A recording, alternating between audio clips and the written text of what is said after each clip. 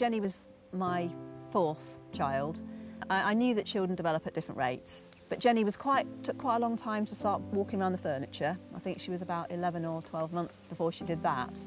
But I did notice that she had a bit of a sort of stagger when she was walking, which was totally unlike my other children. It wasn't really until she was just before 2 that I actually went to my GP, because I just had a feeling there was something not quite right. When she was about 6.5, she started to deteriorate quite rapidly. So I just got a letter through the post saying that she had this condition, and that was it. And I immediately went to the internet, so typed in ataxia-telangiectasia. I was just sitting on the floor sobbing the next hour, really.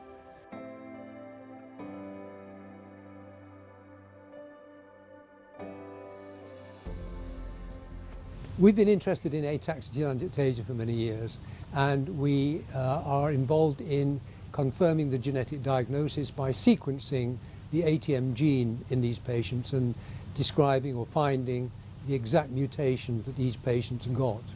From the start of the year, Jenny hadn't been particularly well, and it ended up in early July with her being hospitalised with pneumonia and effusion of fluid on her lungs.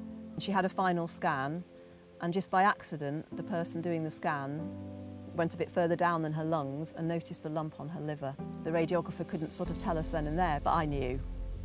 About a quarter of all AT patients will develop a tumour of some sort.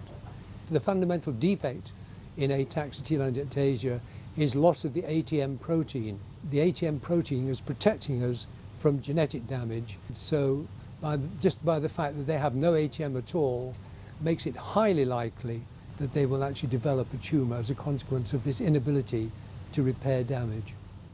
I just talked to Jenny about it, and I explained to her very simply about what she had, and I said that there were some very nasty cells that were taking over her liver, and her good cells were trying to battle the bad cells, but sometimes they lose, and it, you know. And whether she wanted the treatment or not, and she said, yes, I want to live. She said, Mummy, if I've got a chance, I want to live.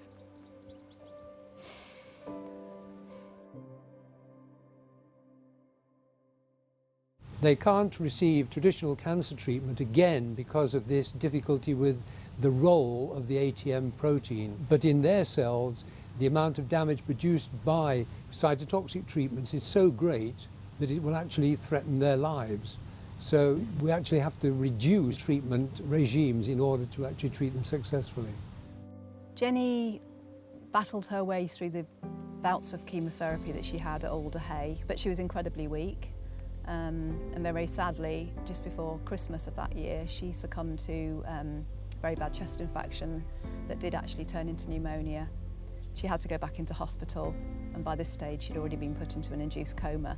So the current study that we're undertaking is to actually try and find chemical inhibitors which are different to the normal range of treatments, so that we can actually use these to treat these children.